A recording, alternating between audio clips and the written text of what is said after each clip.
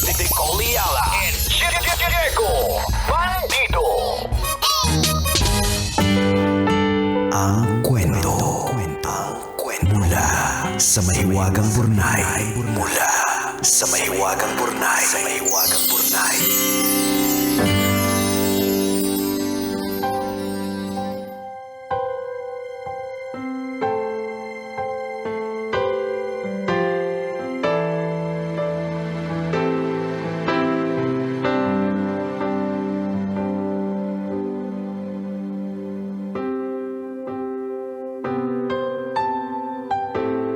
Dear kumikinang na tambalang Nicole Yala at Diego Bandido. Magandang araw po sa inyo. Ako po si Marilu, isang masugid na tagapakinig. Matagal ko na pong gustong sumulat sa inyo pero ngayon lang po ako nagkalakas ng loob.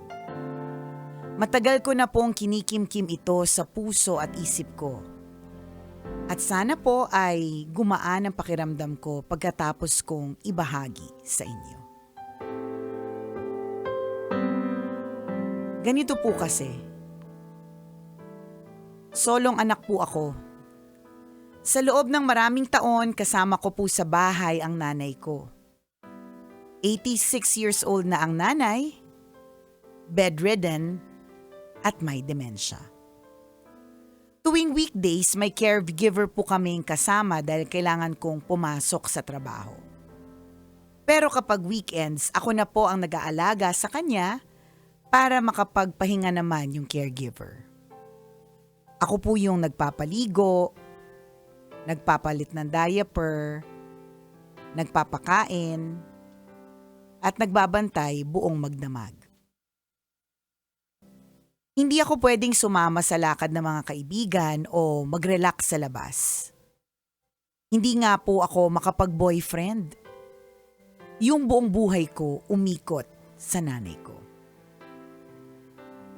Mahal na mahal ko po ang nanay ko.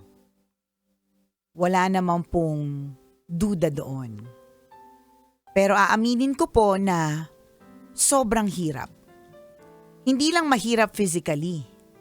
Mabigat din po sa puso at isipan. Dahil sa demensya niya, may mga araw na hindi niya ako kilala. May mga gabing nagigising siya na galit, takot, o umiiyak. Minsan, tinatawag niya ako sa pangalan ng iba. May mga sandaling hawak ko ang kamay niya habang pinapakain ko siya. Pero pakiramdam ko, mag-isa pa rin ako. Isang gabi po habang pagod na pagod ang katawan ko at ubos na ubos ang pasensya. At parang wala na akong maibigay. Napaluhod ako at nagdasal. Iniyak ko po sa Diyos kung gaano ako kapagod at hiniling ko sa Kanya na tapusin na ang paghihirap ko. Kinabukasan, pumanaw ang nanay ko. Tahimik, biglaan, parang tumigil na lang sa paghinga. Masakit man pong aminin pero gumaan po ang buhay ko pagkatapos. Hindi na ako nagpupuyat sa pagbabantay. Wala na rin ang emosyonal na pagod. Pero doon pala magsisimula ang mas mabigat na laban. Kapalit kasi ng ginhawa ay ang guilt na araw-araw kong pasan. Parang may mali. Parang wala akong karapatang ngumiti. Parang hindi ko pwedeng sabihing okay na ako dahil ang kapalit nun ay ang pagkawala ng nanay ko. Hindi ko maiwasang itanong sa sarili ko kung yun ba ang sagot ng Diyos sa dasal ko.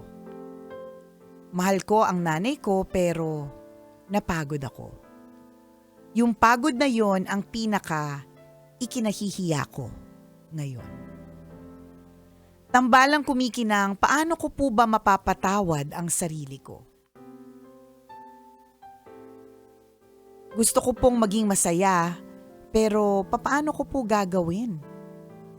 Kung hanggang ngayon, parang may tinik sa puso ko na hindi ko matanggal. Maraming salamat po sa pagbasa ng sulat ko. Sana po, sa pagbabahagi ko nito, unti-unti ring gumaan ang bigat na matagal ko nang pasan.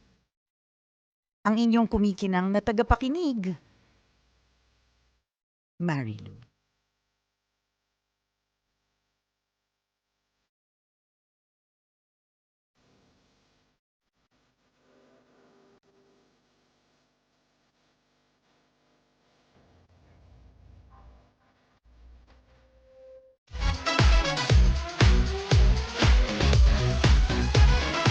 Gusto niya pong murahin si Diego Bandido. Nagigilty na nga, nalulungkot na nga, papasadahan mo pa ng ganyang klaseng tugtog. Alam mo yung mas lalo kang dinurog. Pwede mo, sige, dahil malungkot ka, Marilu, sige, ako na magbibigay sa'yo ng lisensyang murahin si Diego Bandido. Yung pinasok mong kante, mas lalo nakakadurog eh. Well, Marilu, yun nga, tama naman ang sinabi mo na you're too hard on yourself eh. Pero sa akin yung binanggit mo nung pinagdasal mo, kasi tandaan niyo na the moment we surrender to God, everything, God takes control. Siya na yung bahala. Yes. Siya na yung bahala doon. And hindi naman akong kung nagigilty ka, Marilu, kasi parang feeling mo, ikaw yung nagpategi sa nanay mo. Hindi. Wala tayong control Wala tayong control doon. Yes. Hindi naman dahil dinasal mo na, ano ba yung dasal mo na parang, sana matanggal na yung pagod mo, yung paghihirap mo. Iniisip mo yung sarili mo, wala namang masama doon eh. Hindi mo lang pinagdasal, sana mamatay na Oo, yung hindi naman eh. Ako ginawa ko dati yan eh. Na talaga? Hindi naman ako nagdasal. Tinanong ko yung doktor, Dok, gano'n ba tagal ng buhay ng tatay ko? Oo. Hindi, pero alam mo, ako, gets natin yung emosyon ni Marilu. Pero gets din natin yung pagod niya. Yes. Ito pag halimbawa, niisip ko yung pagtanda.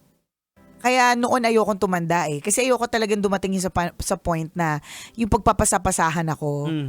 Yung sasabihin, ikaw na bahala dyan kasi hindi ko na yan kayang alagaan. Correct. Kaya ayoko sanang tumanda na alagain. Gusto ko kung tatanda ako na yung parang nagsusumba pa rin. Yung gano'n. Yung gano'n. Tapos yung hindi ako mapanghi, hindi ako kailangang palitan ng diaper. Kasi ayoko talaga din na maging pabigat. Yes. Kasi, di ba kung halimbawa ikaw ay magulang, gusto mo yung mga anak mo, maging maayos yung kanilang buhay eh. Gusto mo na maging magaan yung buhay nila. Correct. Ayaw mo na maging pasanin ka pa nila. Sa totoo lang, di ba? Kaya nga, pag dumating yung panahon, ang sasabihin ko talaga sa mga Junakis ko, pabayaan nyo na lang ako. Huwag nyo na lang akong kesa intindihin nila ako. Kargo ka Oo, nila. pabayaan na lang nila ako. Pero syempre, kung pababayaan nila ako sa pink na bahay, gano'n. May poging caregiver na kamukha ni Papa P. Tama. May tagalinis ng swimming pool. Meron, ganyan. Hindi, joke lang. Pero kaya naiintindihan natin si Marilu dun sa kanyang parang desire na hindi naman niya gustong patayin yung nanay niya o hindi niya gustong umalis na o mawala yung sa piling niya yung nanay niya. Pero gusto niya lang din na makapagpahinga, mag-boyfriend, to enjoy life, ganyan. And there's nothing wrong with it. Bata ka eh. Tama. Bata ka pa and you want to explore the world. Ayaw mo naman na nakaburo ka sa pagbabantay, di ba? At kung yung nanay mo ay walang demensya, for sure yun yung sasabihin niya sa'yo eh. Yeah. Anak, mag-boyfriend ka. Correct. Anak, enjoy mo yung mundo. Kaya lang kasi, ang problema sa naging mother mo, demensya. Hindi niya na rin alam yung sarili niya. Pero don't be too hard on yourself. Hindi mo kontrolado yung kanyang pagkamatay. It's meant to happen. Yun na talaga ang nasusulat. Yes. Hindi ikaw yung dahilan kung bakit siya nategi boom. Hindi coincidence yun na dahil nag-pray ka na matay yung correct. nanay mo. Hindi siya gano'n na dininig ng Diyos yung dasal ko pero bakit parang mali? 'Di ba? Dininig ng Diyos yung dasal mo. Totoo naman din. Walang mali pagdating sa Diyos. Wala. Perfect yung timing, correct. perfect yung pagkakataon kasi 'di ba? Sinasabi sa Bible na kilala niya tayo bilang niya bawat hibla ng buhok natin. So, alam niyo yung nasa puso natin at alam niya yung mga bagay. At saka ito, sa pangkagandaan, to make you feel good, Marilu, sinasabi din sa Biblia na yung rumerespeto sa magulang, hahaba ang buhay. Totoo. Malinaw Yun, patay na malinaw kaming yan. lahat, buhay ka pa. Marilu. Wala na kami ni Nicole. Wala na kami. Buhay ka pa. Nandiyan ka ba? Actually, yung buong earth. Tapos ikaw nandiyan ka pa. Charas. Di ba? Pero totoo, ano naman nasasabi talaga yun? Kaya nga, di ba, pag magtitingin ka ng mga taong successful, babalikan mo yung buhay nila.